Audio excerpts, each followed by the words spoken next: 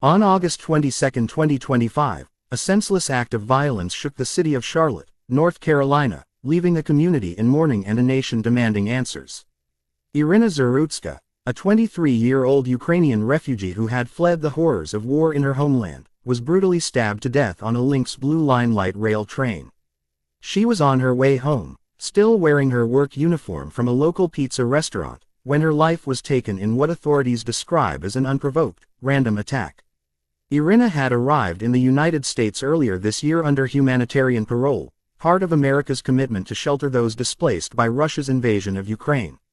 She was building a new life, chasing dreams in a country she had come to love, only to have those dreams shattered in a matter of moments. The suspect, 34-year-old Decarlos Dejuan Brown Jr., was arrested shortly after the incident, apprehended by Charlotte-Mecklenburg police near the scene. His criminal history paints a troubling picture: 14 prior arrests over more than a decade, including a conviction for armed robbery with a firearm that led to prison time. His record also includes charges for assault, drug possession, and weapons violations. Just weeks before this tragedy, Brown had been arrested on unrelated misdemeanor charges. But instead of detention, Mecklenburg County's District Attorney's Office, led by Spencer Merriweather, released him on a written promise to appear in court. No bail, no jail time, no consequences. That decision has sparked outrage, with many now asking, could this tragedy have been prevented? On September 9, 2025, U.S. Attorney General Pam Bondi appeared on Fox News, Hannity, to deliver a powerful message: the federal government is stepping in to ensure justice for Iryna Zarutska.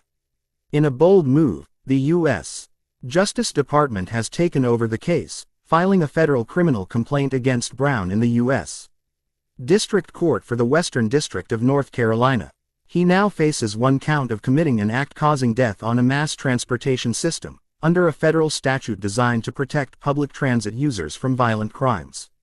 If convicted, Brown could face life imprisonment without parole or even the death penalty, a significant escalation from the initial state charge of first-degree murder. Listen to what Attorney General Bondi told Sean Hannity: "This is one of the most gruesome murders I've seen in my entire career as a prosecutor." Iryna Zarutska was just 23 years old.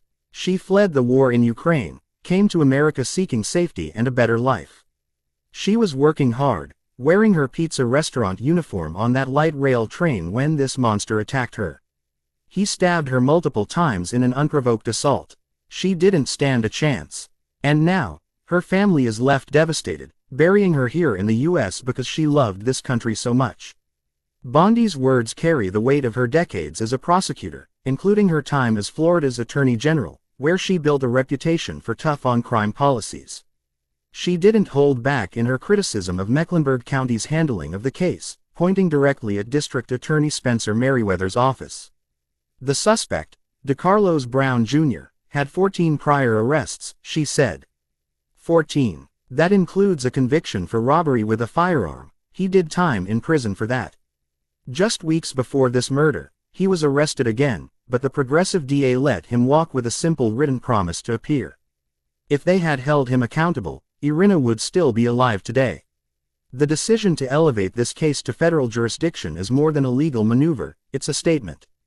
The Justice Department, under Bondi's leadership and President Trump's administration, is signaling a zero-tolerance approach to violent crime, particularly in cities where they believe local prosecutors have been too lenient. The federal charge, filed under 18 U.S.C. Section 1992, A.7, leverages the interstate nature of public transit to justify federal involvement. Prosecutors will rely on surveillance footage from the light rail, witness statements, and forensic evidence to prove the attack was either premeditated or recklessly violent. The evidence is damning. Iryna sustained multiple stab wounds, and despite the efforts of first responders, she was pronounced dead at the scene. Bondi made it clear on Hannity that the federal government's involvement is about ensuring accountability where local systems have failed. "We will seek the maximum penalty for this unforgivable act of violence," she declared. He will never again see the light of day as a free man. Under the federal statute, that could mean life in prison without parole or even the death penalty. "We'll make the final call after the grand jury indictment, but rest assured, we're throwing the book at him." Her words resonate with a public frustrated by rising crime and repeat offenders slipping through the cracks. This case has ignited a firestorm of debate, touching on issues of public safety, criminal justice reform, and the treatment of refugees.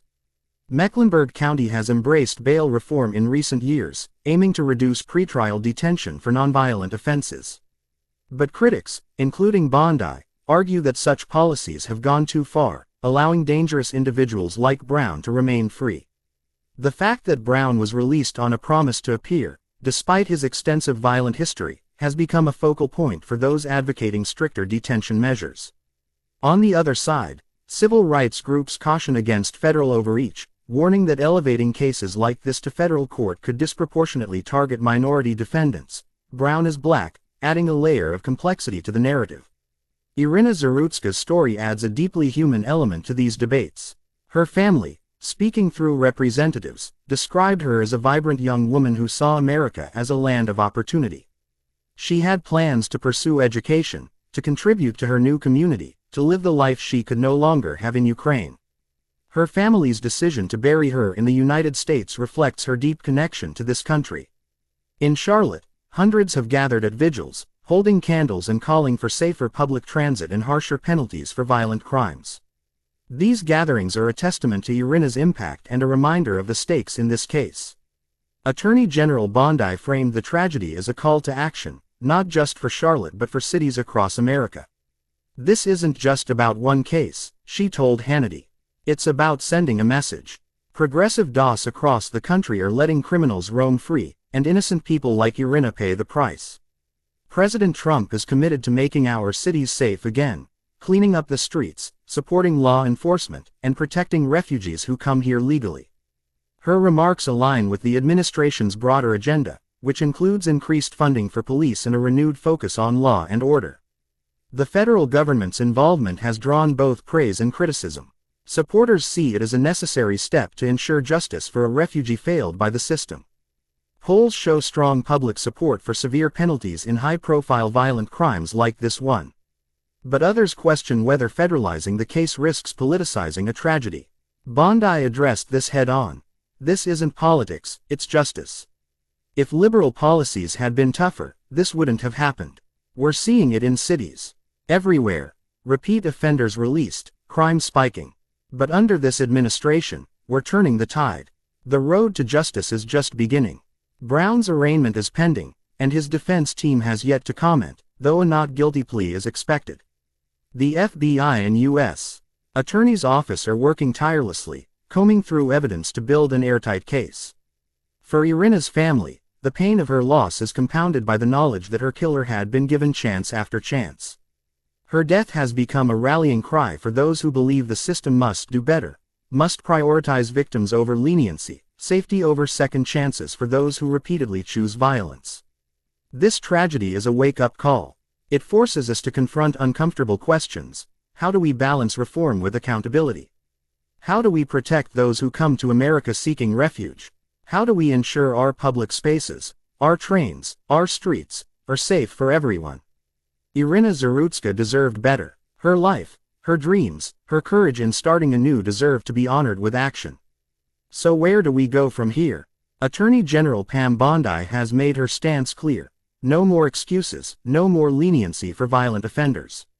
The Justice Department's pursuit of the maximum penalty is a step toward that goal. But it's not enough. We need stronger laws, better enforcement, and a commitment to protecting the vulnerable. This case could be a turning point, a moment to demand change, to say enough is enough.